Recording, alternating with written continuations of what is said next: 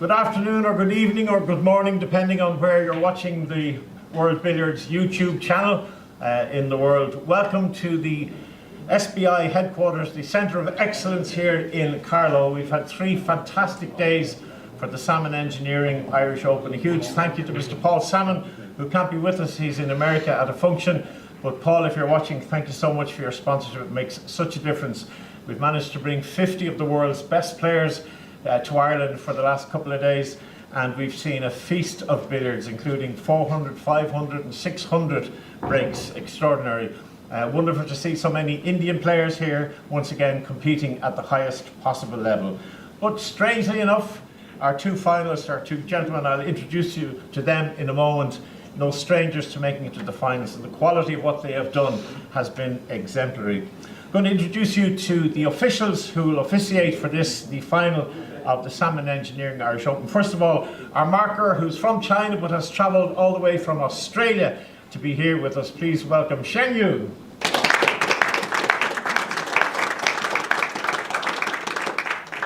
And from Dublin, a man who's refereed many a world final as well, but the brilliant Mr. Kevin Christie. Well,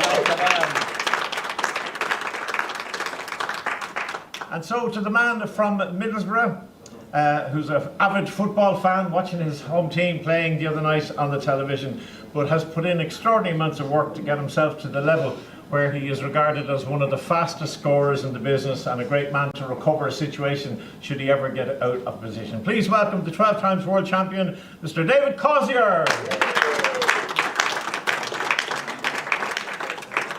And his opponent, who just shows you that if you have skill and if you have fortitude, and even if things don't go your way in the group stages, for the first time that I can remember, he lost a match in the group stages, which put him slightly lower in the pecking order for the rest of the games, and he had to work his way through, including a magnificent 646 break earlier on this afternoon. He's travelled all the way from Singapore, and he is an extraordinarily brilliant cueist, and when you watch what he does, particularly when he decides that the only way to get the cannon is to play up here for 7 miles around 19 cushions and then finally end up in perfect top of the table position. He is a genius, and I think this is going to be a fantastic 90 minutes of world-class billiards. Mr. Peter Gilchrist. hey.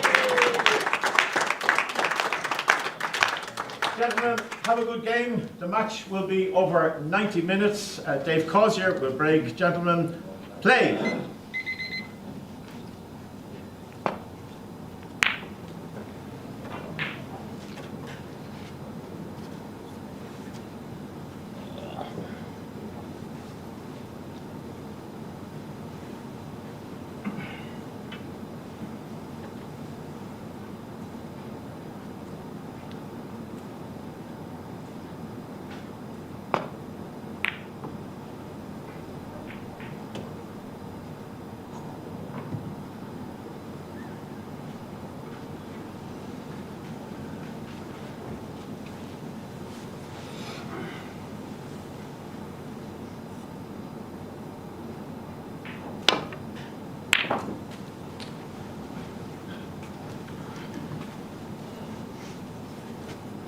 Break.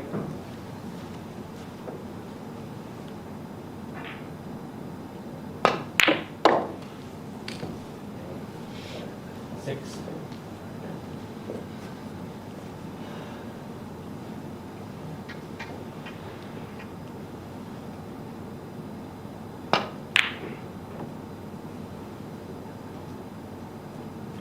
Dave Causier, 6.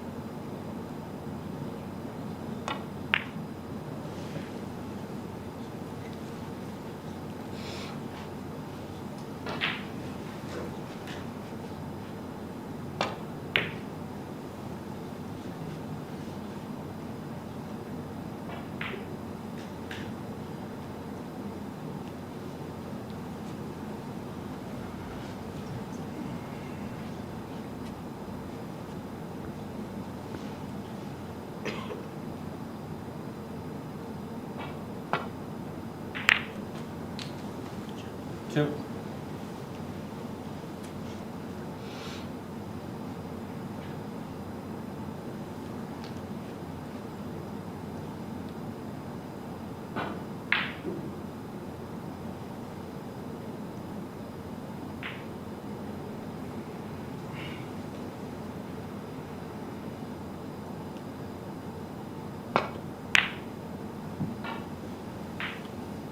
Peter Gilchrist, 2.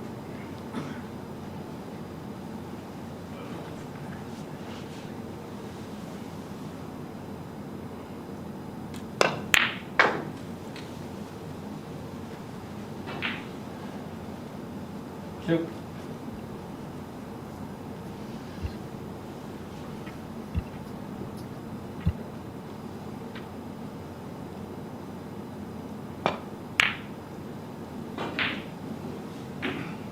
Dave Causier, 2. Good afternoon. Apologies, our commentary was slightly delayed, a couple of technical issues. This is the final of the SAMMIN Engineering Irish Open Billiards Championship 2025. My name's Jason Colebrook and I'm joined by Peter Tankard. G'day Peter. Hi Jace, how are you? I'm pretty good, thanks. A couple of Australians in commentary once again in the land of saints and poets and gorgeous red-headed colleagues. But we'll have a few others joining us for commentary during this match. It's a 90-minute match. Peter Gilchrist representing Singapore and Dave Causier representing England. Yes, but both from the town of Middlesbrough in the north of England originally. And their path to this final was slightly unusual in that Peter lost his first round-robin match. Yes, to Rajesh Damani, and it's rumoured that Peter was slightly hungover at the time. Yes. I saw him entertaining some friends when I left the bar, and I believe that entertainment continued for quite some time. Right. Quite a contrast in styles here between those two. I mean, clearly the two standout performers in this tournament this week, except for Peter's brief hiccup in the group stages. And that's not to take anything away from Brajesh Damani. I mean, he actually made the semi-final in his own right. So, and I just wanted to point out they were both in my group. So two of my guys got through to the semi-finals. That was a genuine group of death. Yeah, it was. And there's been some great breaks. Peter had the high break at one stage, 340 odd. Then I think Dave beat that. Then Peter made 2 400s. Yesterday Peter made a 540 break against me. I broke and he made 540. No, that was David against you. Oh, David against me, sorry, yes. David and then Causier. today Peter made a 646. Yes. Fantastic break. So actually, we were both in the same situation because Peter actually made that 406 against me. So while you were getting off the break, both those were off the break, Yep. weren't they? So you broke off and David knocked in 540, and I broke off and Peter knocked in 406. Such is the standard of play here. And today Shri Krishna was on 2 when Peter made the 646. Yes. 8. It was a very nice controlled break at top of the table. Yes. Contrast in styles here. I always think that Dave Causier's like a force of nature. He's fast, he's loose, he's probably the best shot maker I've ever seen. It doesn't really matter where the balls are, he can invent something. And we watched him make a full length of the table arcing cannon earlier in his semi-final, which was just unbelievable. Watching him screw the ball 15 feet to make the cannon, it was unbelievable. Interestingly, Dave's top of the table is much tighter than it used to be. True. I was told that he wasn't all that happy that people described his game as more all-round agricultural sort of game. Yeah. And he has tightened up his top of the table a lot. He stays there for a lot longer. He used to be quite happy to leave top, come back. In fact, when he won the World Championship in Singapore, he made about 400 at postman's knock without Yeah. leaving top of the table. Yeah. Peter Yep. prefers floating white, doesn't he? They all do, yes. Although Dave says that once you have the pace of the side cushions, he likes postman's knock. Mhm. There's less can go wrong. True. So if you're watching the feed, please tell us where you're from and give us your comments. We'll try and answer any questions that you may have, and keep us posted about what you feel about what you're seeing.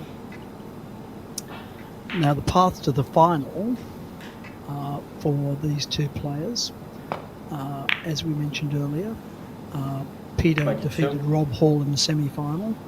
And I mean, the quarterfinals were unbelievable, weren't they? Oh, some great lineups.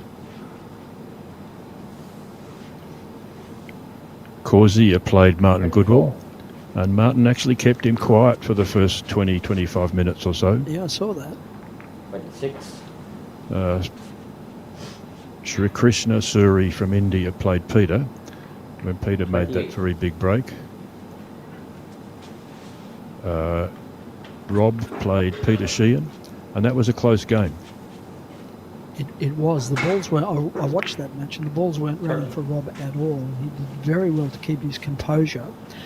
He was trailing by 50, 60 points for most of the match, and then finally the balls came into position, and he didn't get a cover, but he just got cover after cover and bad kick up. Well, not kicks, but bad rolls. How have you found these tables, Jason? A bit different to what we played on elsewhere? I think they're about to be expected, about as expected. The very slippery cloth, bit of slide on the cushions. There's 4 star tables here at the SBI Academy. Those pockets are a little tighter than the Rassons. There's 4 Rasson tables. The cushions were very slow on the first day, but you expect that with a freshly recovered table. I think they've just eased up a touch. And this tournament is followed by the Macau Casino World Match Play Championship. And by the time we get to the pointy end of that, these tables will be playing absolutely beautiful. 34. That starts tomorrow. 4 very good Indian players who didn't play in the Irish Open have just arrived in Ireland, including the legendary Pankaj Jadvani, winner of something like 27 world championships across snooker, 6 and red billiards. snooker, billiards. Yes, that's counting 6 reds and team events. Yes. I mean, he's a young man, no human. How old is Pankaj now? 40-ish? Something like that. Yeah. So 38. he And hasn't we've let- also arrived as Saraf Kathari, winner of the 2018 World Championship, yes, and and, runner-up in 2019 in Melbourne. Devaj Haria, and Dhruv Sitwala. Dhruv is a former Asian champion. And Vaj is a future world champion. So they say. So they say. But they have been saying that for a little while Yeah. now. Dhruv holds one of the billiards records. In the long up format, the first round of matches are 400 up, and Dhruv's the only one to make a 400 break Yes. in the first round of the long up matches. So Yes. in the list of world records, his name is in there. Yes, and that was in Canada against 45. Gay Jones, who Yes. travelled all the way from England to Canada, and 47. literally didn't get a shot. Well, she broke off, I think, but that was it. It's a long way to come for one shot. 50. We're hoping also to be joined in commentary later on by Annette Newman, who's Irish ladies billiards champion. And we're hopeful also that we might get a few words from the normally reserved Pankaj Jadvani. Yes, that's in about half an hour's time. I'm hoping Pankaj will join us for a little while. We might ask tournament director Angus McAnally to say a few words as well. Yes. He's busy sorting papers at the moment. It's a generally thankless task, being the tournament director for these tournaments. Completely thankless. And usually, not always, but usually, especially in Angus's case, he's a player. So when you agree to be the tournament director, you're giving up the opportunity to play.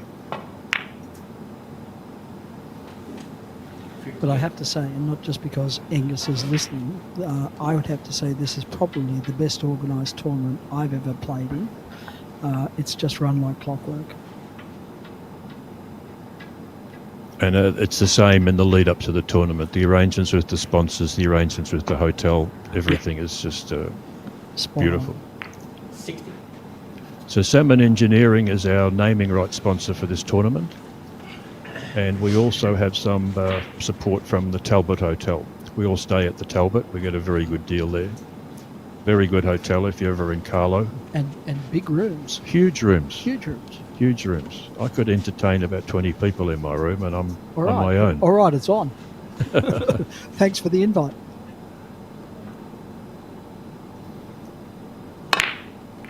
$62.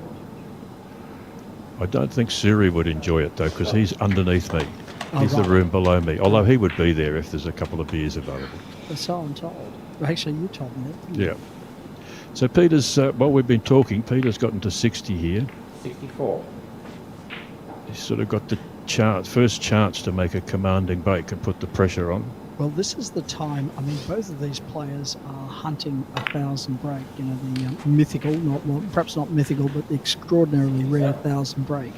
And the only time to do that really is at the beginning of the match. You run out of time. It's a 90-minute match, and they would need all of that time to make 1,000 break. But Peter went close with his 600. He looked like he was 69. in total command there for all Yeah, of that that took break. nearly an hour, which Yeah. is a bit slow by Peter's standards, but Yes. he did leave top a few times and have to come back. So Dave would be a faster player, but 72. and speed in this is actually important because it's a timed event. You're actually competing against two things, both your opponent and the 74. clock. So any time that you spend on the table is time taken away from your opponent. So it's important to get in early and to dominate, and that's what they're 77. both seeking to do. Dave's 540 against me was just a tick under 40 minutes. Really, So he wasn't on 1,000 pace, but he was not far off it. yeah. Well, he was. I think he knocked in that 675 in Melbourne in 40 minutes. Yeah. Yeah. And he was unlucky. He had a top pocket loser. He had to put the yellow in and out of baulk, and the yellow dropped into the baulk pocket. I really didn't think his 540 was going to, end. I was hoping to see him play the whole hour. 79. Yeah. 82. So there's been quite a few upsets according to the rankings, and there's a good reason for that, and that is that we're joined for the first time since 2019 by a significant cohort of Indian players who are generally unranked in the WBL rankings, as they tend to play amongst themselves and in Asian tournaments. But they're here and back with a vengeance, I can tell you that. So there were so many upsets in the first couple of rounds for even top 10 WBL ranked players against unheralded Indians, and it's been a real revelation. And the depth of the number of players they have in India is mind-boggling. You might not have heard of the names, but every one of them is a fantastic billiards player. 92. So this has gone slightly That's awkward gone, yes, for Peter. a little awkward. He's got an in off the cushion. I think he Oh, no, might play the thin That's cannon it, with it's check all- side. Yeah, you're right. But look at that control to just leave that ball in an inoffable position.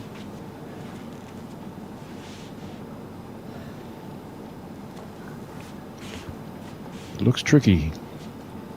If it was easy, he would have already played it. I don't think he can hit it hard and get that yellow white ball out. I think he has to just dribble off it. Yeah. So now he's got the choice. Does he go in off the red, try and miss the white, bring the red up, pot them in the middle, come back down? Or will he actually play the cannon? He's having a good look. Cannon's Can he risky, go in isn't off the red and miss the white? If he plays the cannon, he's at risk of losing the opponent's ball into the pocket. Yeah, anything could happen there. Well, he's spotting pretty wide. It does look like the cannon, doesn't it? I think it's just our angle. I think he's going it off. 98. Oh, it's both. 101. We're both right. So there's another tricky shot. Yeah. He can play the long loser off the red, has to make sure the red doesn't kiss the white into the pocket. Yep. Or he can play the cannon. Skin cannon.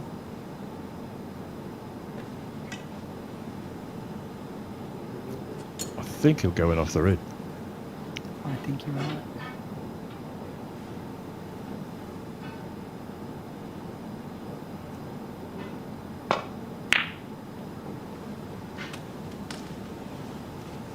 Yep. This is good. What he really That's wants great. is to pot the red in the middle, come down there, get that white back into play. Yep.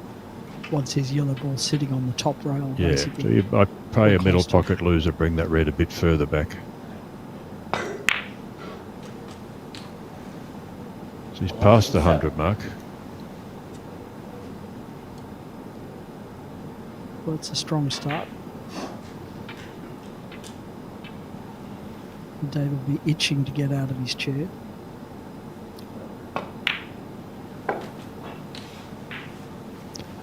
Middle pockets are tight on these star tables, but Peter's potted very solidly all week.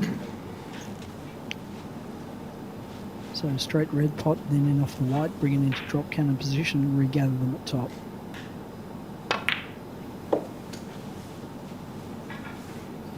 Takes the extra red. I Because think he it's a can. good plan. I think he can put the red on the centre spot, and when he goes in off the white, he can put it behind the spot. Yes. 116.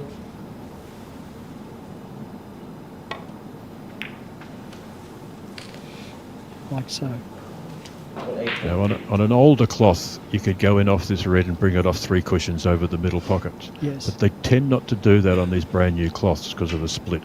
They spread so wide. He's don't more they? likely to come in off it and bring it around for a drop cannon. As much as it'd be lovely to put it over the middle pocket, the safer bet is to bring it off 2 cushions for a drop cannon.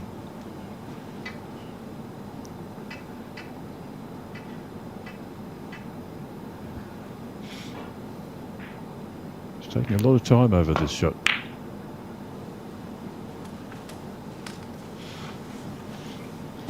Well, that's neither of those things. No, it's a bit awkward, a bit soft, yeah, but he's still got a very easy in off, which will give him drop cannon or Or he can bring middle it up to the pocket. middle.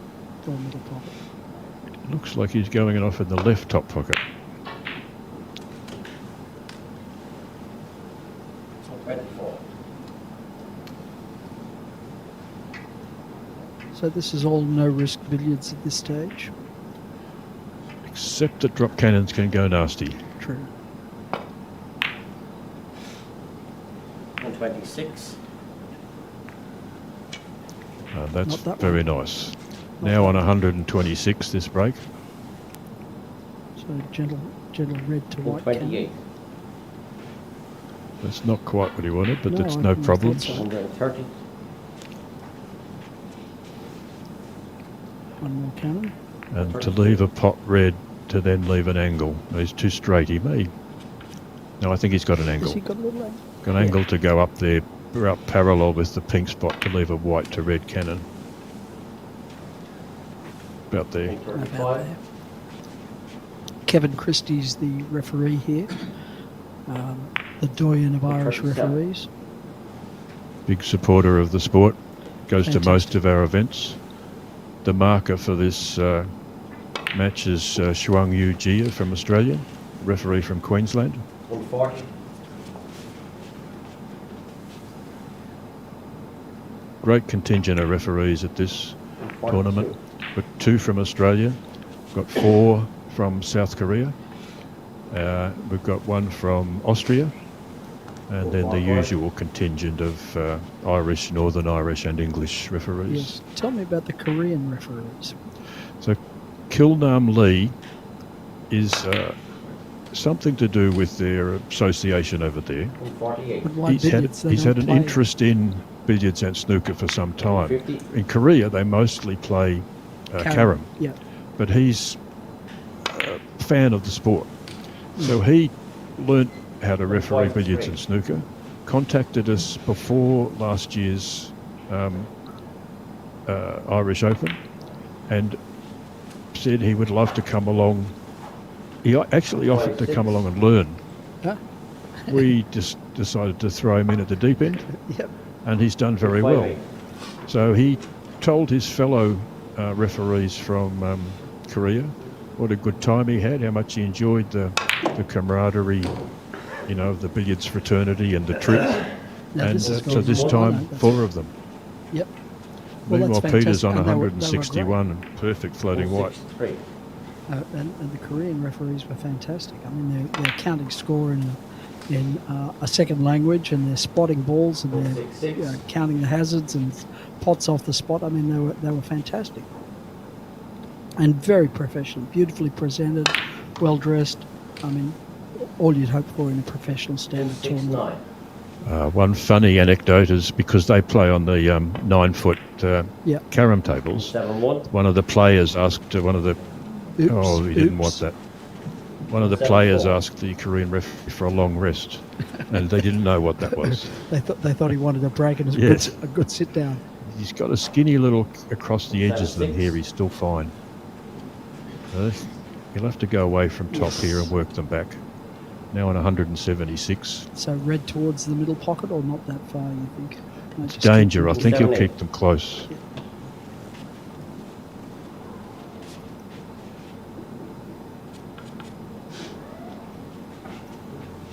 I think this is right on the borderline of whether he puts it in slow or goes around the Yeah, table. he'll go round. He's been doing it all day. No, I'm wrong. Oh, that white must be just to the side of the spot. Right. Oh, yes, it is, yeah. Yeah. So he's looking dangerous here as far as Dave's concerned. Dave won't be worried at this early stage. But when a guy has got in early and made 600 in a previous match, you don't like to see him at top of the table. He's, I mean, just today he's made 600. He's made 400. He's on fire. And really, I think the change in form came in the last tournament, the Manchester Open. He was just dominant, and that tournament was interesting from 2 points of view. Firstly, Peter playing so well, but secondly, Dave Causier losing a match 188. for the first time in 16 months. He lost to Peter Sheehan. That's how dominant Dave Causier has been on the World Billiards calendar for really the last 16 months. Literally has not lost a match, but lost to Peter Sheehan, and then Peter Sheehan was poleaxed by Gilchrist in the final. 190. Wanted to be on the outside of that red, but this is No, I okay. think just a little soft screw to leave a short drop cannon. Yeah. I think that was his plan all along. 93. Still very much in control here. This is a level 3 World Billiards tournament, which means we don't have the balk line crossing rule for this Yes. tournament. And the 95. Macau Casinos World Match Play is a format of 100 up, isn't it? So, Yes. And the early round matches are best of 5 games. And that's a format which is much preferred in Asia. 198. I think most of the players in Europe and certainly our part of the world in Australia prefer the timed long up format. Yeah, we love to see the big breaks. Well, But by the there's- same token, in the 100 up format, you're only one frame down. true. If the other guy gets to top of the table, he gets to 100, he's got to stop and start again. You're only one frame down, So I or think one there- game there- down. Two differences that one of the reasons the Asians prefer it, I think, is that a lot of the European players can make those 400, 600 and even higher breaks. I'll just 800. interrupt you for a minute, Peter. This is interesting. Most players like to play off the right-hand side of the red here with check side down to make the cannon. Yeah. Peter doesn't like that shot. Peter prefers to play the long loser. But most of them will play that the other way, to push the Yes. red over the left-hand top pocket and make Yes. the cannon gently. He just doesn't like it. Even when the white's off the cushion like that, which makes it a Yes. big target. I'm sure Dave would have played that the other way. So now he's going to put the red onto the cushion between the white and He's the hit that pocket. thick. Oh, he has. Hit that thick. So 204 to open. That's impressive. But what can Dave respond with? Oh, that's gone a little wrong. That kiss forced Peter's yellow ball into balk. This should be okay. Should be bring the red up over the left-hand middle pocket, pot the red in the middle, get the yellow back out of balk. Keep coming. Keep coming. So he's going to have to stun in off that and send it round the table. Oh. And that's where that's gone wrong. Next there. It can be those little pieces of luck that can make a difference in these games. Sure. So Dave's aggressive. He'll probably play the cannon attempt here Nice shot. and makes it. 13. Yes, just. He loves, in his own words, chasing the balls around the table. 15. Some people would have called that all-round billiards. I think David Pitt tells me that Walter Linden used to call it mixed billiards, but it's in the Willie Smith style, the great English player from the 20s and 30s, who eschewed top of the table and preferred the all-round game. But Dave has both. Have you ever seen a better shot maker than David Causier? No. Once he knows the tables, his judgment of pace is fantastic. Incredible. There's a shot where he pots the red to go round, not when he's not quite at floating white, but he pots the red to come round off 3 cushions to leave the cannon white to red. So you're sending the cue ball about 23 feet, and he puts it within 6 inches every time. Yes. Forgive me talking imperial measurements. I can't convert that to... Well, you are on a 12 by 6 table correct, officially, yes. aren't you? In billiards, we usually talk in feet and inches. Because we're old-fashioned.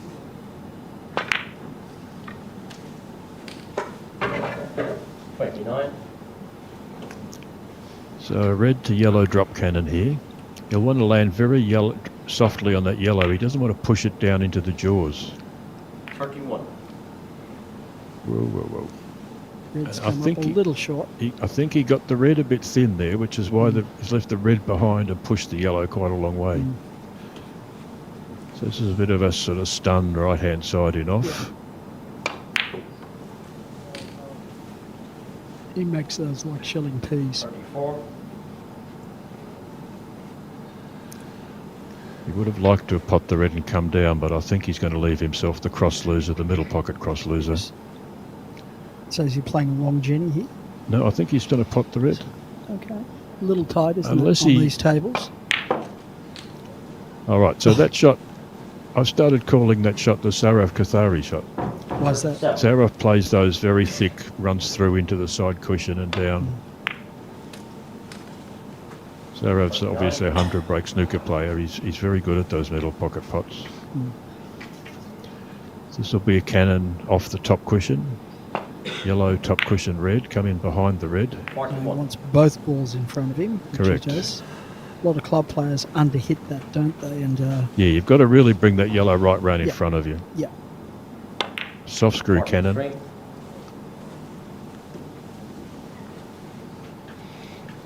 So this is a bit of the all-round billiards here. He's just trying to get Yeah. them into play. He's having a look whether he can pot the red and leave himself a drop cannon. so just stun across to in line with the blue spot. That looks perfect. 46. Yep. Could be hard to get the yellow all the way around to the 48. spot. No, he's played it that way. Yeah, off the cushion with check. Probably the thin cannon here. Slow Leave a thin red pot. cannon to leave a pot red. He's in good position. When you've got the other guy's ball near the pyramid spot, you know, there's always the chances of developing them. So he's got this way to 53. develop a gathering cannon to top. So, yes, so yellow behind the spot here. A different player there might have potted the red, left 3-6-9 and then gone in off the yellow. Yeah. The more conservative, round the table billiard sort of player. 7. Well, there's one thing David's not, and that's conservative. 59. But look how fast he is. He's one feather he decides so quickly, and I think that's one of the reasons that he's so fast. Run through with pocket side. Only just crawled in. He's confident enough to be walking though, wasn't he? As soon as he hit it, he knew it was So a in. long loser. He doesn't want the red to jaw here in the left-hand top pocket or to go in. 65. So which side of the yellow is he aiming for here? I think he'll play to double kiss the yellow. I mean, he could hit it anyway, but 67. it's the best chance of controlling it is to double kiss it in that situation. And you're spot on, he did. He's gotten in off the yellow to leave a drop cannon. No, he's playing the cannon. Oh, in off the red. 8. Over the centre pocket. For Going our off the first-time yellow and bring viewers- it up to the middle. For our first-time viewers, please forgive us. Billiards is notoriously difficult to commentate because there are so many different ways to score. 72. And players will always play to their own personal strengths. You'll see some players like Brijesh Damani, who was in the semi-finals. Fantastic potter, so he potted a lot of balls. He'd been an Indian national snooker champion. He was also 2022 Indian national billiards champion, having defeated Dhruv Sitwala in that event. So players will play to their own strengths. And if you're commentating on snooker, you've got about 25 seconds on average to discuss what the... But in this, you've got about 7 seconds to Less if it's discuss what Dave. the player's going to do. 8. So you'll see Dave walks around the table, and he chalks while he walks, just to save time. And when he's firing, this makes him devastating. He sucks up your time, and he puts in a big score 85. while you're sitting down. So now he's at perfect floating white. He's very quickly gone to 80. 88. This will So be recovery cannon. cannon from behind. Might not have the right angle. Could be too It looks straight. like it's tight. 90. That's one of those rare times you'll see him stand up and have a second look. Yes. And it was because it was just not quite right to come from behind. 93.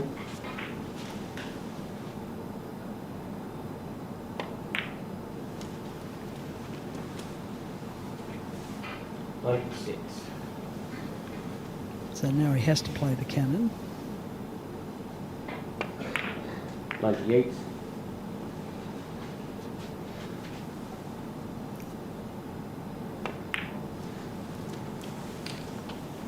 This is a looser from the top still.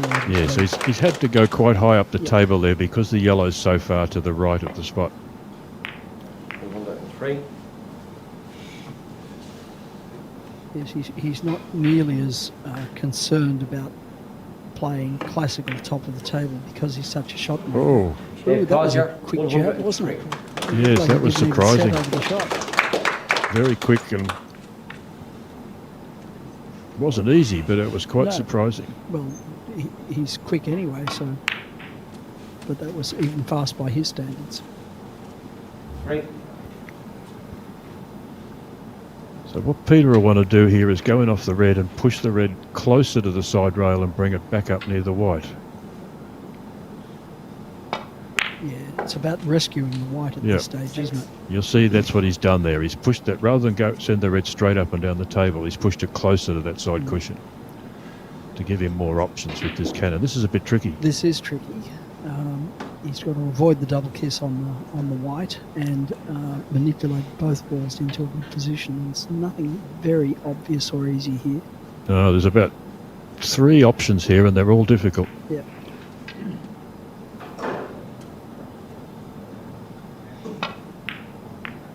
It's what you Melburnians used to call death in two. Yes, we did. When the 2 balls were in that little triangle Quadrant, there, yeah. it was very hard to control them. He'd like to go slowly and off the red into the other middle pocket here if he can, but it's hard to tell if he can keep the red out of baulk or not.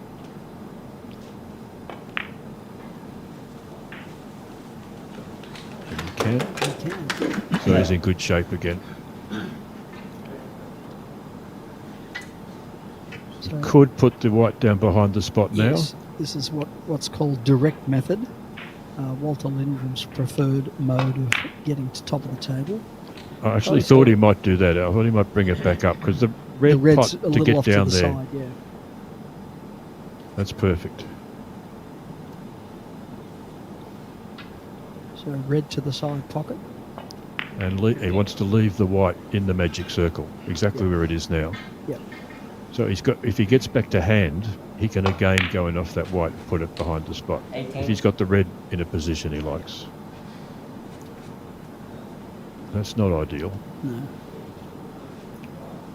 Let's see him be a bit patient here. Might go in off the white and bring it up and down the table for a better position.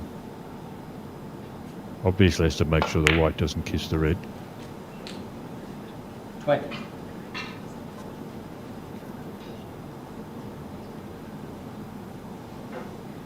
Now, for those of you who have logged on to YouTube and entered billiards and been confronted with this game that you've never seen before, we have a little explainer on YouTube, and it's called How English Billiards is Played. Oh, 20. And the problem is that billiards is a kind of catch-all term for all games that are played on pool tables, snooker tables.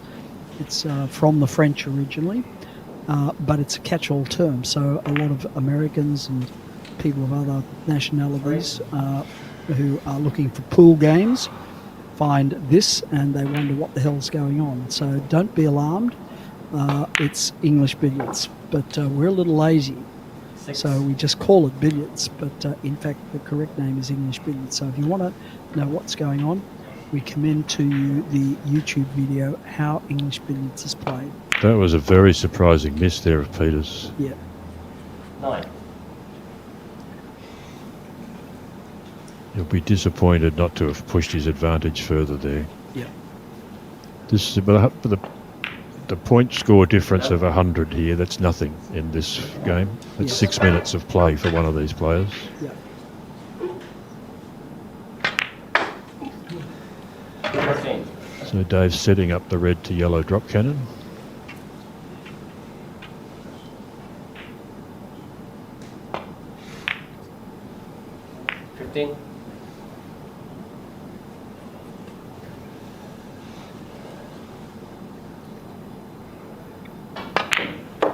So Peter's going to take a break here from commentary, and I'm joined by a legend of the sport, Absolutely. And what a pleasure it is the to great hand over to Pankaj none other Advani. than Pankaj Advani. Thank you so much. Great to see you, Pankaj. Likewise, Jason. Thank you so much for having me here. How was your flight and your trip? Pretty long, but we're just happy to get here. And I can't tell you how excited I am to get on the table from tomorrow. But more importantly, just nice to see two top players battle it out for an important title. Yes. And they've both been in very good form this week. Just before you walked in the room, Peter missed a middle pocket loser off the yellow. It was very surprising, the way he's been playing. 25. What sort of preparation have you done for this tournament? Well, many of us are so-called hybrid players. We play both billiards and snooker. Yep. But when it comes to the traditional format of the game, I think there's nothing that beats playing in the UK, and especially on these tables and conditions. 21. So, a lot of hazards, potting the red off the spot, because that's what comes naturally to us. Yes. And especially with the short format starting first, you want to start off well and just play a bit of percentage billiards before you get and ease into the longer format of the game, which takes over from the 12th of this month. 37. Yep. How do these tables compare to the tables you play on in India? I think they're very 39. sensitive over here. They're quick. I mean, I've not played on these tables. This is my first time in this particular venue. Yep. So I wouldn't be able to exactly give 41. my assessment on these tables, but they look pretty quick. and they seem very sensitive. The balls skid well. It seems like that. Do you have heated slates in India? Not all of the tables have them. Okay, yeah. So yeah, the ball grips a lot more compared to when you play on these. So these are much better for billiards because you need to put in much less effort. Like you can see Causier just playing those long in-offs with ease because the ball just skids through. There's good split, and he's able to get the opponent's ball back into the center of the table. Yeah. So these shots become really easy for a pure billiards player, especially of the caliber of say a Causier or a Gilchrist. He's just having trouble getting that yellow far enough across to leave the drop cannon. He's going to have to play another long loser. This is that dangerous spot, isn't it, where you can lose the yellow in the corner. Absolutely, you've hit the nail on the head, and that's exactly what happened. Commentator's curse. 51. They used to call that a pair of trousers, that shot, in the old days. Yeah, this could prove costly if Peter manages to play a good safety, or maybe even goes for a cannon, tries to get another break to increase his lead. So Peter's looking at here. If he runs that white down into the jaws and it stays there, does Dave have an easy and off the red? That's what he's got down there to have a look at.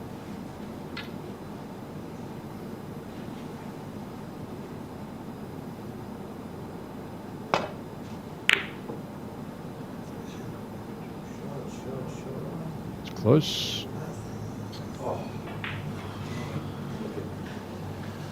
Wow, that was very close.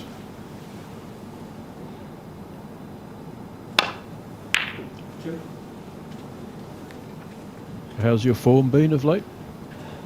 Well, we've not played too many billiards events, but the National Billiards was the last event where I lost to Saurav Kothari in the finals of the Nationals, 150 up format, best of 7. It was a close game, but full credit to him because he performed really well under pressure when I had a couple of frames that I should have put away and then gave him chances towards the end. Yep. 7. Oh dear, that's gone wrong for David again. I think what David really needs now is a good top table position where the balls are nicely placed to get back into this match, because he doesn't seem to have found his all-round game. I've just entered now, but I think that's what seems to have been happening all this while.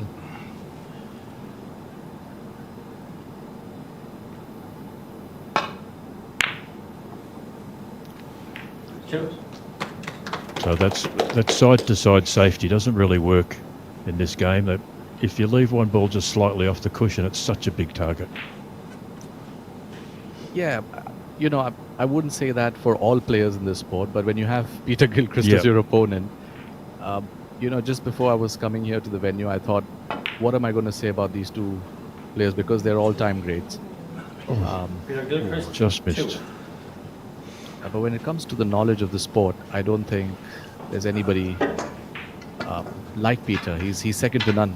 If you talk about shot selection, you talk about billiards IQ, you talk about ideas in the game, he is just right up there. But interestingly, Peter's been playing for 40 years. He recently had a conversation with Manoj Kothari on the way to play a thin cannon along the top cushion. Came back to he discussed it with me, how Manoj had convinced him to play a different way than he's played it all his life. So even at, after 40 years, there's still things to learn and discuss. And that's what I love about these guys. Peter's a keen student of the game. He's always open to feedback, to new ideas on how to improve. I think David is just relentless when it comes to scoring. But yeah, that's the beauty of the sport, that there's never an end to learning, and we all are learning. We all are students of the game. As much as we've accomplished in the sport, there's still so much more to do to perfect this art. So if my memory's correct, the last time you played either of these players, you made an 850 break. Is that right? Yeah. Well, they wouldn't want to be reminded, and yeah, I did. Well, I did make an 800 break in Mumbai, in India. That was the Indian Cricket Club Invitational Tournament. Yes, that's right. It was with the balkline rule as well, so it was really That's a satisfying. big break. Yes, it is. 16. It was. But as they say, you're only good as your last performance. So Yeah. I'm quite sure Dave hasn't forgotten that.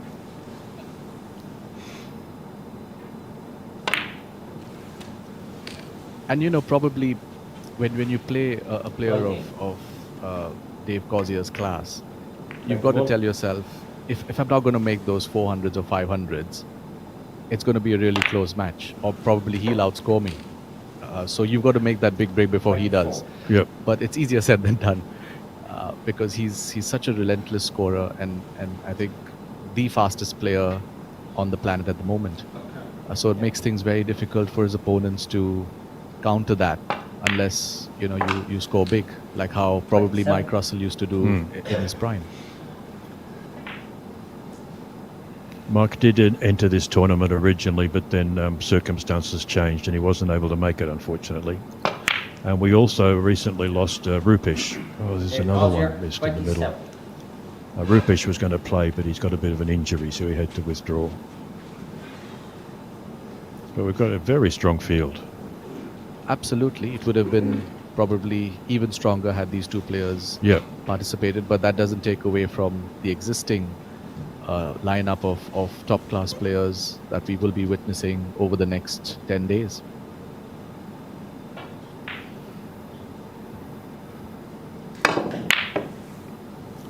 I've been making predictions in the 100-up format that Sri Krishna's going to be dangerous.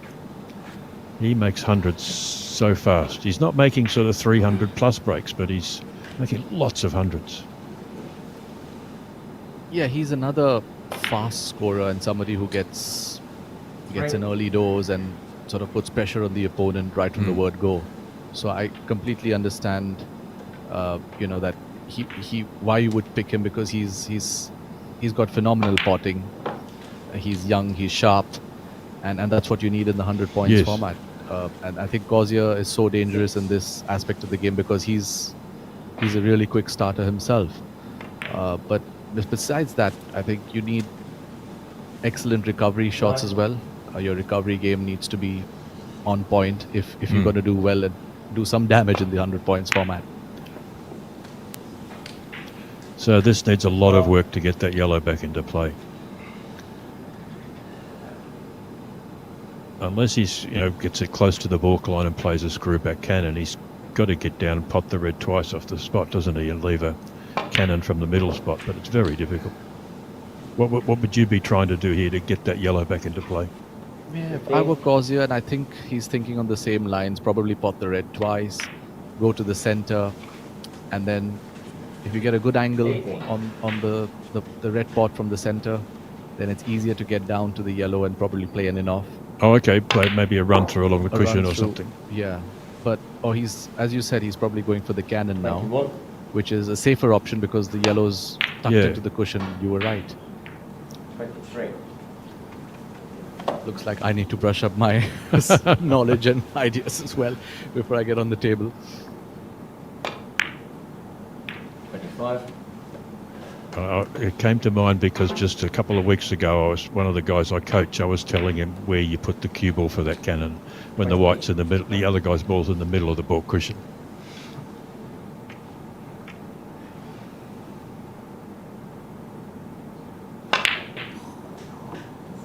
Oh. Dave Causier, 28. But slowly and steadily, with a few small contributions, Causier's managed to level this match. And I think what Peter must be now thinking is that the form that he's carried throughout the tournament, he will have to produce some of it to run away with this game.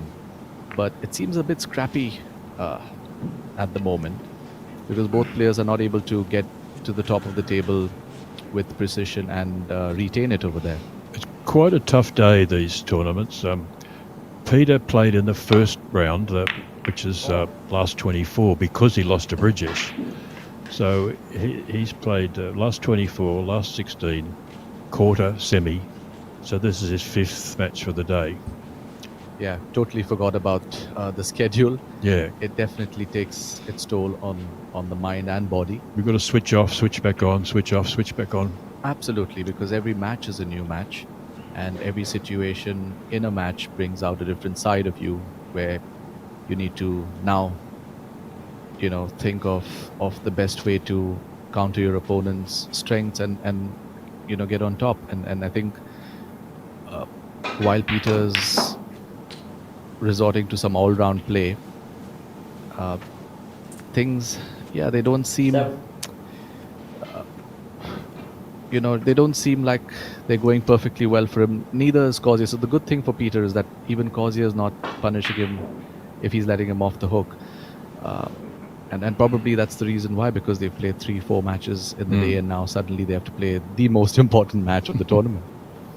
So I've got a question for you.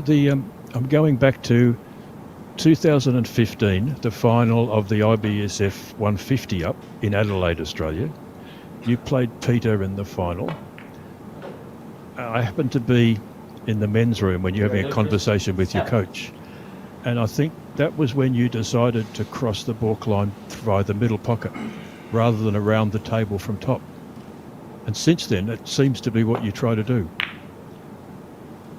Yeah, that's an interesting observation, because I have adopted that approach more of late, crossing the balk line through the center ball, the center spot pot.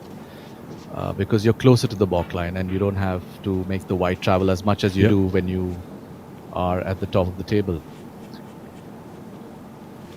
But I didn't realize that it was then that I had adopted that approach in Adelaide.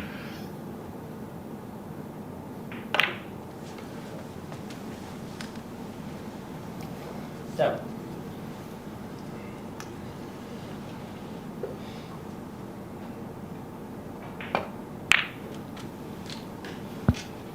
ten.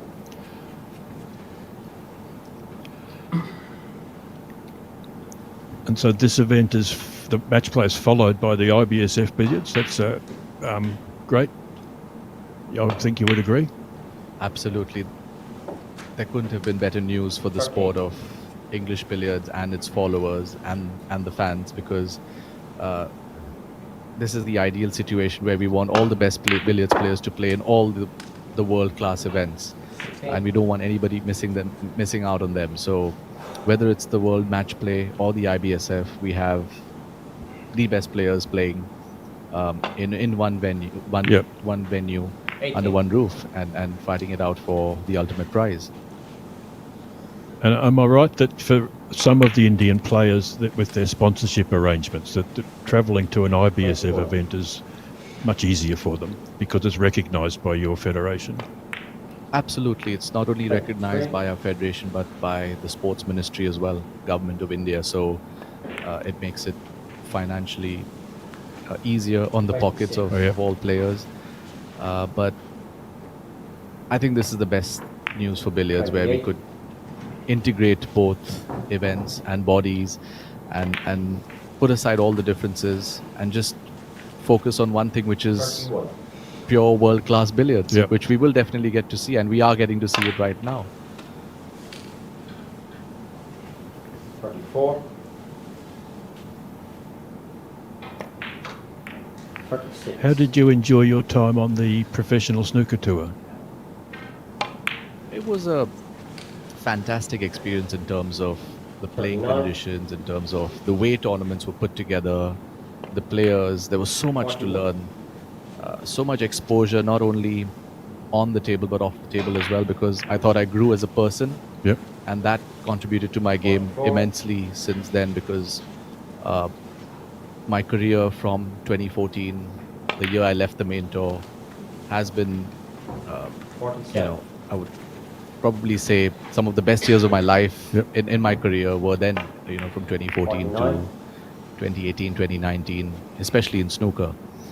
But on that subject, I have entered the Q School in Thailand. Oh, okay. Which is the qualifying event for the Pro Tour in snooker. But I don't know how far I'll go in that and where that's going to be taking me. But I just thought, let's give it another try and see where this goes. I don't watch a lot of the snooker matches, but I happened to be watching a quarterfinals of the German Open one year. And you made an appearance, I believe. I think that was the Paul Hunter Classic. Oh, okay. That was the event where I reached the semi-finals. Semis, was it? Sorry. Yes, and there was the Welsh Open, so it was, I think, one of those two events, and it was in 2012. 65. I also remember that a couple of months later after that tournament, I had to go to Leeds to play the World Billiards Championship. Yep. I think Mike and I played that final, if I'm not wrong. So, yeah, I love juggling between both the sports. I think they complement each other. You know, if you're a good billiards player, I definitely feel it helps so much in your snooker game, in your cue ball control, your scoring, 73. maneuvering the white around the black spot, Yep. and your safety game as well. So what's on your bucket list for the 76. sport? I'm guessing that back on the Pro Tour, if that's what you... 78. I'm not sure if that's really on my bucket list, but you know, Jason, more than that, I would love to see cue sports grow in our region and especially our country, India, because here's a sport which has brought us so much glory, and forget about the achievements. The fact that it was invented in India, in Ooty, 86. and initially in Jabalpur in Madhya Pradesh. I would snooker, love- of course. Yes, snooker, of course, yeah. But having said that, you know, both cue sports 89. deserve a lot more recognition and television coverage in our region of the world. And that's where that's really what is on my 92. bucket list. So I will be obviously putting in some of my energies in that area, 94. not just only as a player. Are you tempted at all by Chinese 8-ball? Well, I did play it 97. once, and I've got to tell you that I think we're so far behind the Chinese players Yeah. because they're just 99. really impressive. It's like how India and the UK are at billiards, and of course Peter from Singapore, but you know, mainly the large chunk of players come from these two countries. There's so much money in that, and it's happened so fast. It's come from nothing to... 105. Yeah, it is interesting because I think what they wanted to do was cater to all forms of cue sport. So if you're a good billiards player, there's something for you in hayball. If you're a good snooker player, there's something for you in hayball. And of course, if you're a good pool player, then it will come naturally to you, but provided you're a good potter. But it definitely tests your accuracy and your cuemanship. And I think if you're a good cueist, you will eventually do well in hayball. Yep. 115. But it's really unpredictable, and that's why, you know, when the money is so huge, it attracts hundreds and thousands of participants, and it's never easy to make a mark and consistently perform in a sport like that. I've followed a couple of the hayball tournaments in Thailand, Malaysia and Singapore, and the players that made the semis were a mixture of pool, 9-ball pool. There was a Craig Brown from England who plays the English pool, 121. one event. A couple of snooker players. Pumjang 123. Deshawat was in there. Was a real mixture of people from all the various sports. Peter played in the hayball in Singapore. 125. Was going very well until he came up against Dennis Carlow, who is a former world 9-ball 127. champion. Yeah, it definitely offers all cueists a chance to excel, but it's still not the most straightforward game because there's a lot of tactical play in it. 130. Meanwhile, Dave's making a break while we've been talking. He's now on 130. He's got a little drop cannon here. He'd love to see these go to the top on him, push this advantage.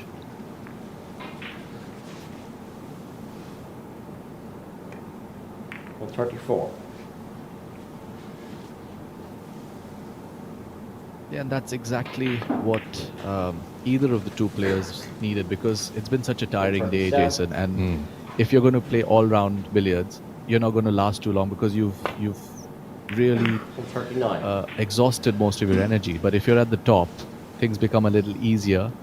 And I think David has found that his mojo, especially at the top, which has resulted in a very, very useful contribution, which is still not over. 144.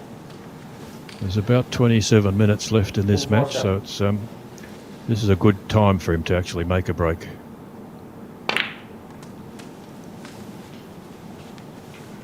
$150. Yeah, absolutely. It couldn't have come at a better time, but anything above 200 over here, and it's going to be tough for Peter to 152. make a comeback. So he's set up another drop cannon. Probably play this one a little bit thick with a little bit of check side. 154.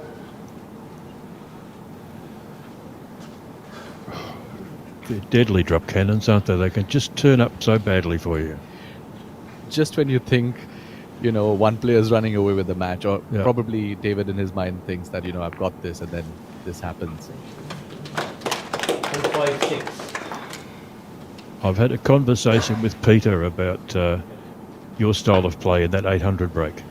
Peter, 158. sometimes when the red's on the spot and Peter's got a loser into a top pocket across the table, he nearly always tries to take it up for the straight into the drop cannon. 161. But in that break, 3 times you put it near the pyramid spot first and then went off again.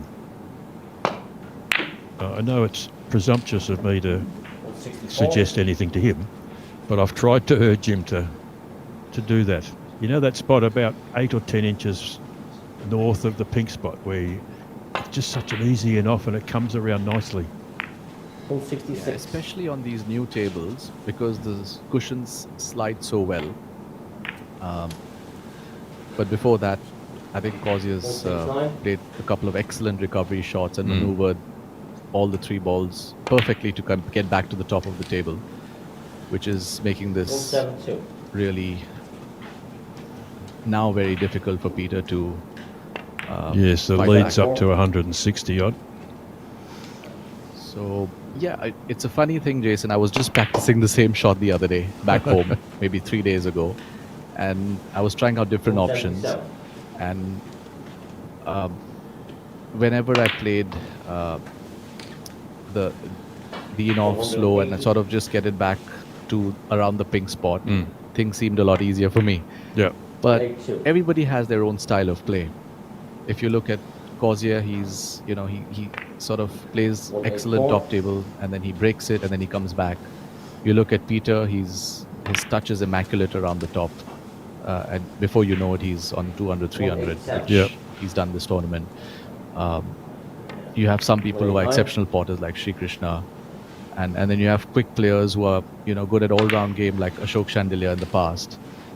So 192. I mean, everybody's got their own USPs, and I think Peter, he's got so much knowledge. Sometimes I feel like he doesn't know what to do with it, because 195. when you have so much knowledge, you have that many more shots available to you in your head 197. and in your repertoire. I see Peter playing a lot, and sometimes I see him in tournaments where he's by far the 199. best player. And I see him torn between the right shot and the fun shot. He likes to enjoy himself, whereas some other players will just play the right shot every time. Yeah, there's a very 105. fine line, because if having fun means ending the break, then no player would Yeah, want that. yeah. But it depends again which tournament you're playing, the seriousness of the event, the 207. magnitude of the event. And to me, even it looks like Causier is having a lot of fun when he plays, because he just runs around the table and is so entertaining to watch. 210. But yeah, there's a fine line. I understand where you're coming from, and even as a billiards player myself, I sometimes would like to play the odd 13. exhibition shot Yep. and not just go for something that's so basic, because it looks 215. very, very monotonous and simple at times. Although we know what it takes to 280. control those 3 balls and continue the break in the fashion that probably David's doing right now. 220. He's past the 200 mark now, and his lead is past 200.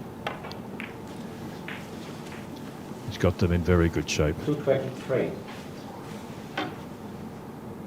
So interesting thing, something you might not have heard about, Dave.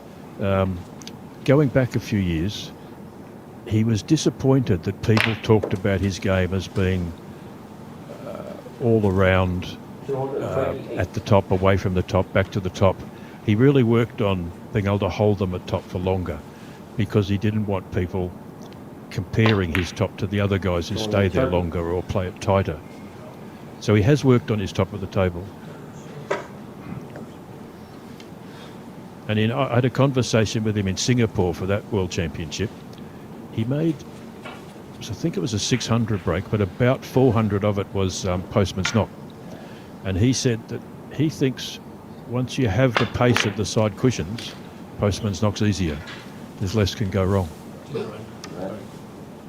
But of course, hardly anybody plays postman's knock. And I think even Geek changed, didn't he, towards the end? He did change towards the end, but of course he was one of the best exponents of the postman's Oh, knock. it was great. He said, yeah, he was. I don't think the white used to move for minutes, for hours when he played it. 237. But no, you're right. Dave has upped his top table game several notches over the years.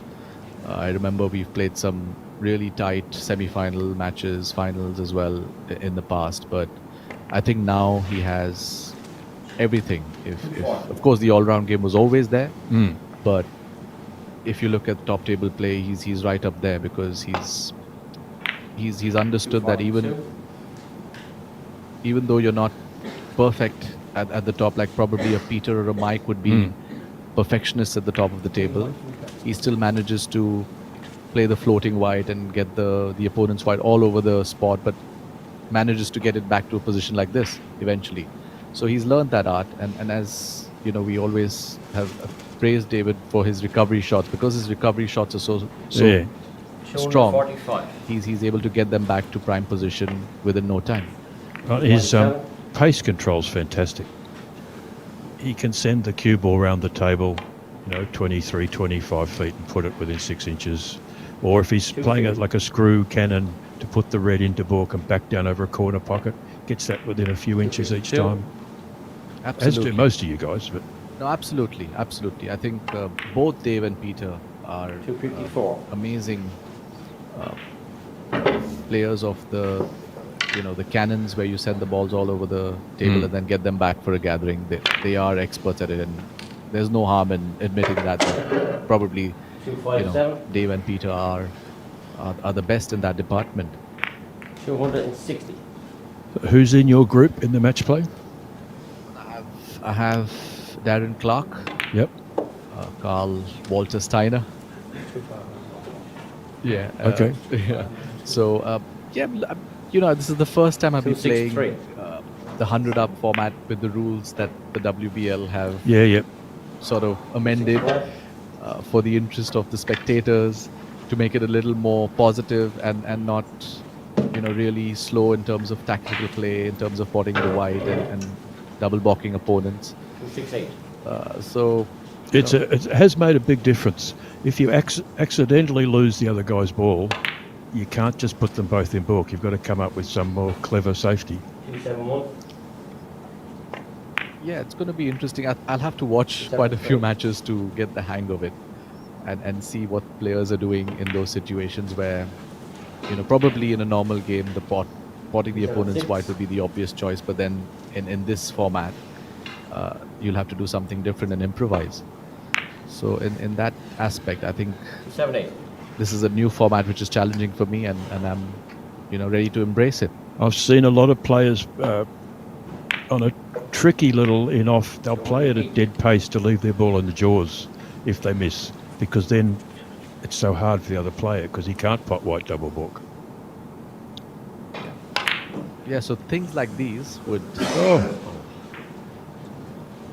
No, it's not going to go in. Correction there, 279. So 270 the difference. That was a 279 break. And there's 18 minutes left.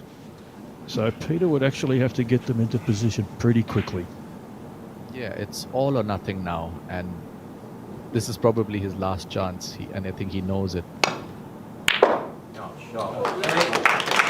Great shot. Can you stay another few minutes, Pankaj? Yes, sure. 6. I'll take a break and I'll put Peter Tankard back in the chair.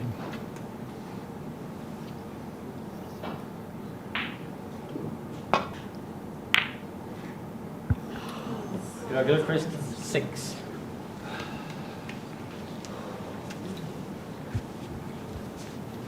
Thanks, Jason.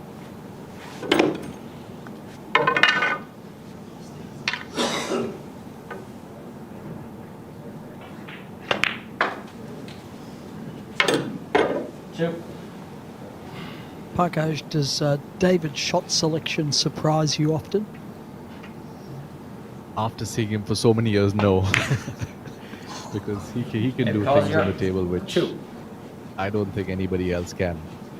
But that was just a small lapse over there. I think he knows that he has this match now with over 250 being the deficit for Peter to recover. Yes. Now, Pankaj, we're going to swap out for Angus McAnally from the Republic of Ireland. Sure. Thank you. It's been a pleasure doing part of the commentary for the final. It was Two great fantastic to hear your expert comments. So thank you very much. Thank you.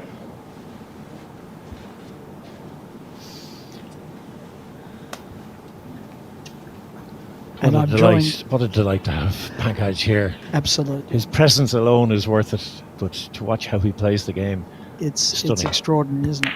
It's a quite a different style. I would describe him as the polar opposite to David Causier, in that David is an adventurous billiards player, and Pankaj is all no risk, no error, precision. He's such a precise player. Whereas David being so creative, it doesn't actually matter to David too much where the balls finish up, because there's always a shot on.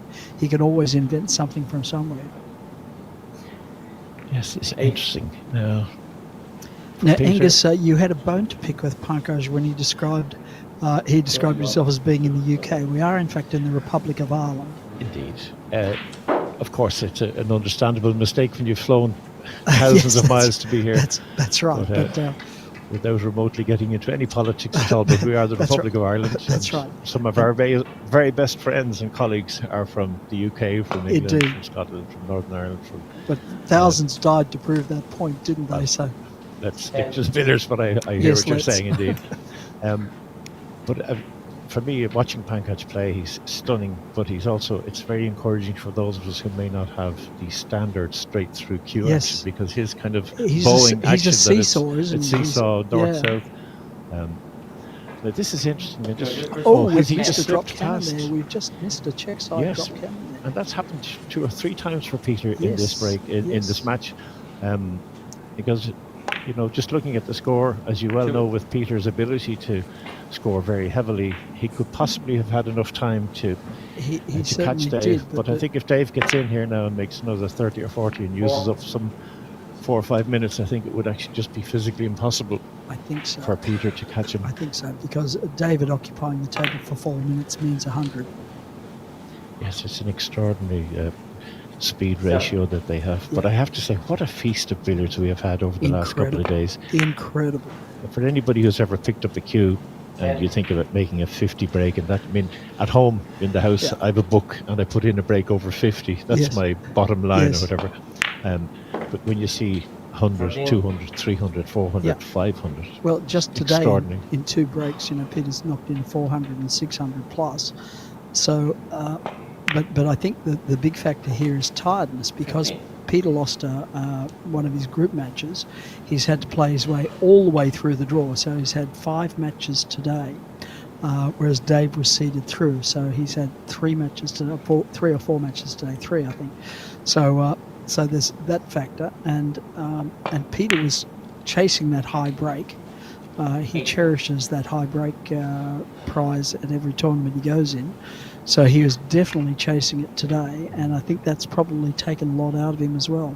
Well, you often hear the snooker players talking about the stamina needed for the 17 days at the Crucible in Sheffield Absolutely. for the World Championships. And I think similarly this week with both the Salmon Engineering Irish Open, followed by the Macau Casino World Match Play, followed by the IBSF tournament, Yeah. These players are going to have to mind themselves. Yes. And there is a very good social scene in Ireland at the Talbot Hotel is fantastic. You call and it the crack, don't you? well, indeed, yes. And even I, as a non-drinker, enjoyed the company and watching people just having fun. But it's interesting to watch how some of the players partake of the enjoyment and others are slightly more serious about the events at hand. But I think it's safe to say now at this stage, with 13 minutes left, that if Dave gets this up to 300 of a lead, it would be very difficult It's for all Peter over. physically just to have time to put it together. But I have to say, looking at both players, I was surprised at a number of misses. Dave missed a pot to the centre pocket. Saw that, yeah. And for Peter to, maybe he was just trying a very fine edge on the long cannons. He slipped by 2 or 3 times. Causier, Oh, 31. now that's a rare miss from David too. On a, Yeah, he on had a- 2 miscues earlier on. I wonder, did the cue just slide off there? The Yes. tip. Is No. he using the new Tayam chalk? I mean, Peter He thinks is that- indeed. Yep. thinks the Tayam thing might be not real. So I think Peter still uses a traditional chalk. Well, Peter thinks he's in it. He's motoring around the table. 270 odd points in 11 minutes, 12 minutes. And this is why you learn nurseries. Well, indeed, I'm always surprised that more players don't actually play the nursery Yeah. cannons, because you could put together a score very quickly, and then he needs to get over with the check, and he just gets it. Will he play the kiss cannon onto the Well, lovely Oh, shot? look at that. Oh, but he's just Oh, got to cover. cover it. But I think he knows now he just has to go for this check cannon. 14. Oh, it's played beautifully. Genius. He is a genius. I saw him play a match where, I don't know whether just for some amusement, he finished off with, I think, about 60 or 70 Okay. cannons. Yes. And even when there was a pot running off, he said, no, I'm just going to keep No, doing it. you know. yeah, I think it was 36 cannons in the open. Yeah. Not nurseries, not Not near nurseries, a cushion. exactly, They were exactly. all round cannons. 36 in a row 23. now. You know, making one is extraordinary, but making 36 in a row, I've never seen a break like that. Peter, I'm going to have to go in a moment. I just want to say it's so good to see you. Thank you for coming all the way from Australia to It's be a great here. pleasure. We'd Why would love I, to why have would you I here. not Your be? expertise, your knowledge, and your joy is palpable, and indeed also to have 28. our chairman, Jason Colbert, coming all the way from Singapore via Australia and anywhere Yes. else that he happens to be. Yes. We hope that this is the start of a great tradition of having the match play here in Carlow. We've had it for the last few years. Yes. 33. And lovely to see the Indians playing here as well. And it's the Isn't it highest, fantastic? strongest field that we've had in a long time. Well, So I'll hand you over now to Yes. Jason Colbert. Angus has other duties here. He's the tournament director, and just before he goes, I just wanted to pay compliment to Angus about the running of this tournament. I've never been in a better organised tournament, and I've organised a few myself. So this has been superb organisation, and I'm sure it will continue. So back in the chair is the boss himself, Jason Colbrook. In addition to Angus's abilities as a tournament director, Angus is the MC for tonight's function. He does a great job of that as well. You couldn't keep him away from that. 44. You could not keep him away from that with a stick. 46. And in Singapore in 2022, the night before the tournament, we went to a bar with a live band. Angus took over as lead guitarist. Of course. Well, what people don't appreciate that Angus has in fact been the Elvis Presley of Ireland. 51.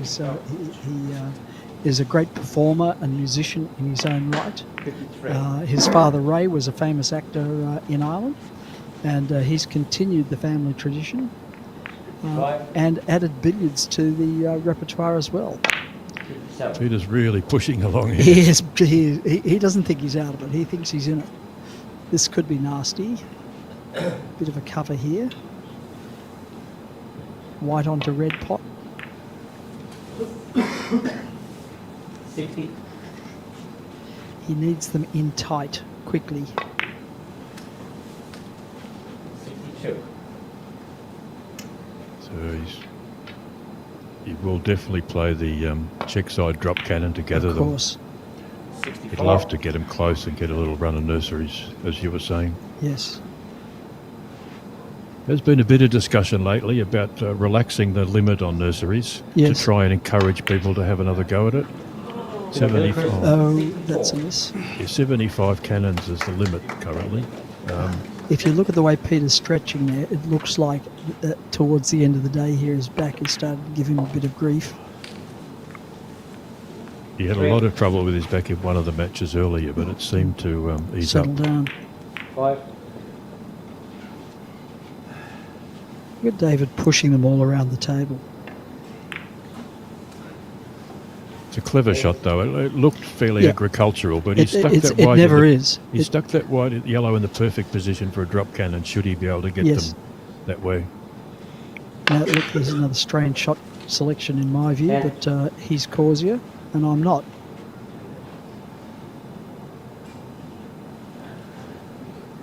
Not quite what he wanted. No, it looks like he'll collide with the red here. But just controls it. Yeah. Incredible. Incredible.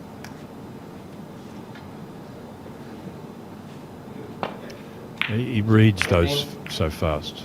He could tell that the red Yeah. was going to come round the table back Yeah. into play there. Just Yeah. one glance at it and he could tell. Yeah. He's a first striker. He's instinctive. He's a force of nature, David Causier. Peter, the consummate professional, and David, kind of the wild man of billiards. Just so great to watch these different styles in action. So who's your prediction for the match play, Peter? Well, the man who's just left the room, according to both Causier and Gilchrist, is the best player in the world. Both of them regard Pankaj as being the number one at the moment. And I think that's following the Cricket Club of India tournament, Yep. where both of them were poleaxed by Pankaj. I guess it'd be fair to say so. Let's see how Pankaj adapts to the rule change. Let's see how he adapts to these ultra slick conditions, and let's see how he recovers from his flight. But if all things considered, you would say Pankaj should be a finalist. Should be a finalist. That's the beauty of these round robin tournaments, that all these other guys have been playing for 3 days and Pankaj has just arrived. Yes. But he will have had several hours on the table before he hits his first knockout match. Yes. Because he'll have 4 group stage matches. Correct. And as I say, one of them's very easy. It's against me. 48. I've got Dave in the match play. You had Dave in both events, I didn't you? did, yeah. Lucky me. Yeah, lucky you. Well, it's good to know that the chairman of World Billiards can't rig the draw. That's right. If ever you need a better demonstration, that's it. I had Peter last year. Yeah, of course. 56. 58. Look at the way he just drops onto that with check Nice side. shot. Now, one of the comments here says, you two, referring to us, described Dave as not a top-of-the-table player. I don't recall that we described him that way, but I think we may have described that his top-of-the-table was looser than some of the other players. But that's because he's a shot maker. He doesn't need absolutely precise position. You know, what I did say was that they used to say that he didn't hold them at top for as long. He's True. always played top of the table. Yeah, He tended to make sort of 70 or 80 go away, come back to a 70 or 80. yes. But he's worked on it. He's worked on it. His top of the table now is as good as anybody's. I recall asking him in Melbourne, somebody had said to me that in a Mike Russell coaching session, that Mike had said that there are only 7 shots at top of the table, plus variations of those. And when I asked Dave that question, whether he subscribed to that view, he said, not the way I play. there's hundreds of shots. Well, I actually say this to guys, that I actually say 4 shots. There's only 4 shots to perfect top of the table, but there's about 100 shots when it's not 79. perfect. Yes. And they're the Actually, bits, there's an infinite number, aren't yes, there? and they're Yeah. the ones that are hard to learn. Yeah. When you haven't got them quite right. 82. 84. I mean, look at that per shot. It just gathers the balls together. 86. It's so quick. So quick.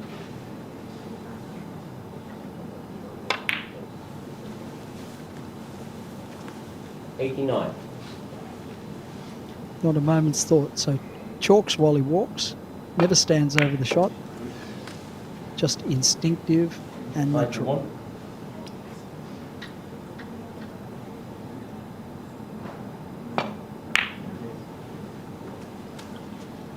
91. 93.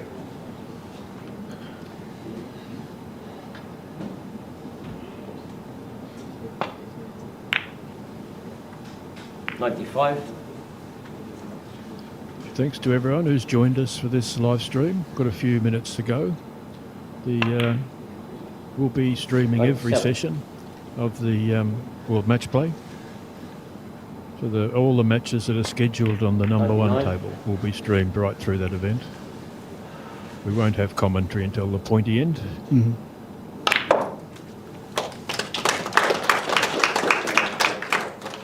102. Another Another 100. 100 break. Oh, just caught the jaw, but still okay. I saw him play a couple of this shot the other day. He just landed nice on the yellow and bumped it up for an in off. Just like that. Like that. Just like that. 104. That's very It's hard to do. Incredibly hard to Makes do. it look easy, but that's Incredibly very hard hard to do. He's looking for a precise connection on the second ball. Mm. I mean, everybody can control the first ball, but the way he controls the second ball in the cannon is extraordinary. 109. I don't know if you remember during COVID, Peter and I did a video, Ask the Champ. Yeah. That shot's in that video. Yep. And you were both wearing masks. That's right. Yep. 14. Strange times. Very.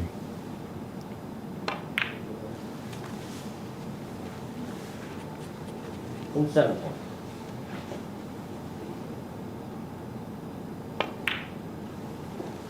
Yes, in that video, the question was, how do you Okay. recover the other guy's ball when it's on the top rail, halfway between the centre of the table and the corner? Well, that's And how. setting up that shot was the way to recover it. Yeah. 123. But how many people could play that with That's any right. accuracy? Yeah. You know, for the club players, I don't think that's an option. 126. 128. He's playing very freely now. Yeah. 131. Sometimes in these matches, the final score makes it look very one-sided. Yes. But it's not really. No. With half an hour to go, if either one of these guys had made 300 3-4. break, which they're very capable of doing, Yeah. it's a different game. Sure. Well, that's in fact what David did, isn't Yes. it? So long Jenny here. So you have to set these a little narrower because the ball doesn't come on the cloth much. So where you'd normally spot at your local club, you're at least one ball inside. Yes, it doesn't curl down with the net. No. We're playing And that's on- it. Victory to David Causier in the Irish Open. Thank you, Peter. Thank you to Thank you, everyone who Jason. watched. We'll see you for match play live stream. Terrific. Thanks.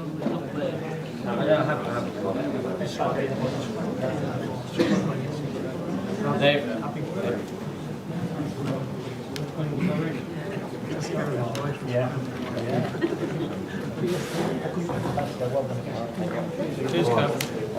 Thank you.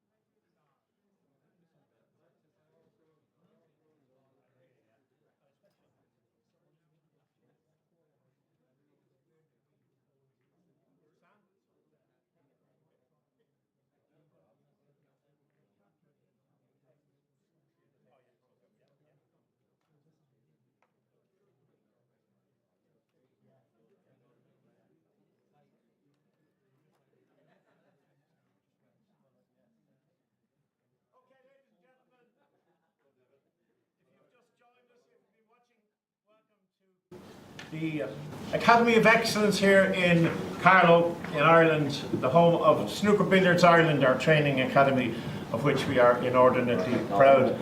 And we've had 3 fantastic days of billiards here in the first of 3 tournaments that will be held here at SBI in the coming week and a half. We've had the SAMMIN Engineering Irish Open. A huge thank you to Paul Salmon, our sponsor, who is away in the USA. So I'm going to ask the president of SBI, Jim Lacey, to come in and make the presentation on his behalf. You will. Jim, come in, please. Thank you, Jim. And on behalf of WBL, I just want to say the playing conditions here have been beyond fantastic. All the tables have been reclothed.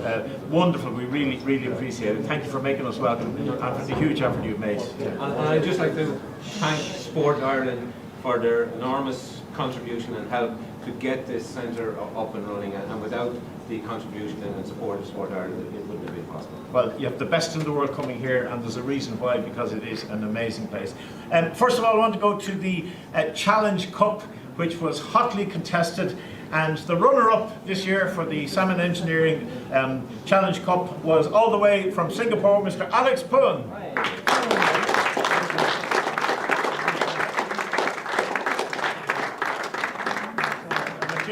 That's it. And go in front of the, get a bit of Salmon Engineering there, you know yourself. No such thing as a free lunch. Yeah, I'll go try that. Yeah. Thank you.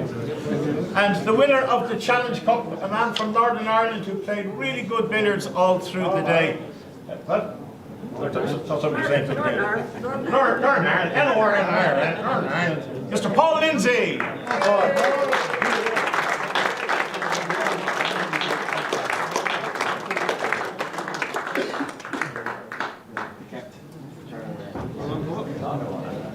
You're a Salmon engineer behind that.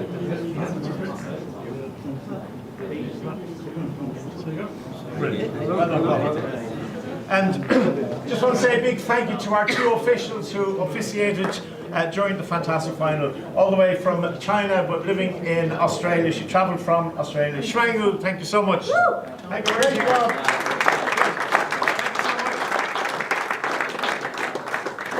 And by his own admission, Ireland's #1 international referee, Mr. Kevin Christie.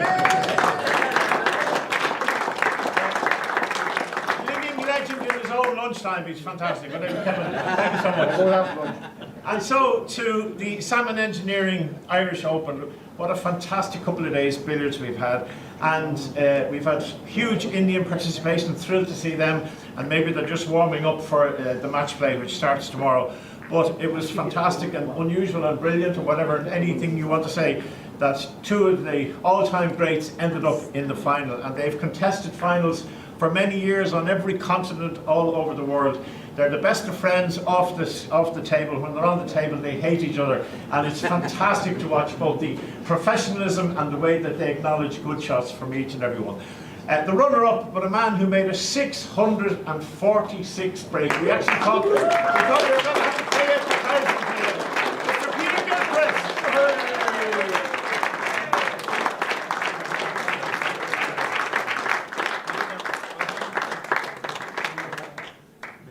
He's also suffering from a bad back.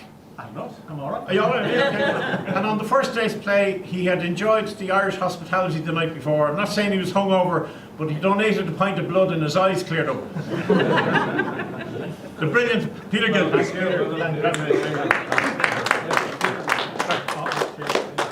And the winner, and a man who had a great run for the best part of 16 months without being beaten, and just recently was beaten, so he was very anxious to get back into the winners' enclosure. And I have to say that was a fantastic final. They've both played better than that on occasions, they've scored higher than that on occasions, but the W is the W, the win is the win, and it could have gone either way. I absolutely thought that Peter was going to snatch it there at the end. But the winner from Middlesbrough, the brilliance, the man, the shot maker, the fast talker, the fast scorer, one of my best friends, the father of most of my children, please welcome Mr. Dave Causier.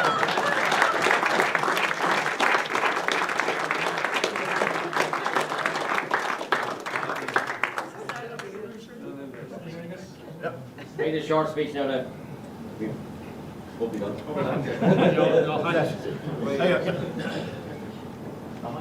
So we get Dave to say a few words, and then we'll all head down to the Talbot Hotel for the opening ceremony for the Macau Casino match play, World Match Play. Not much to say really. Everyone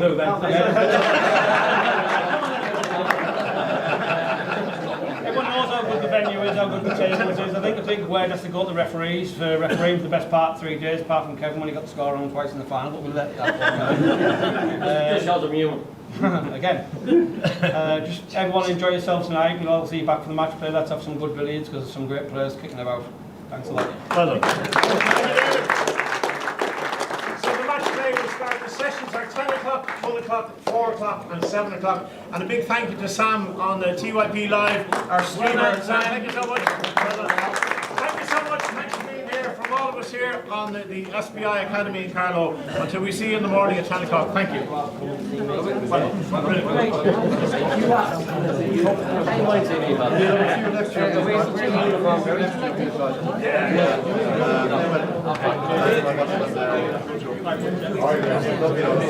You send me a copy. Okay, yeah,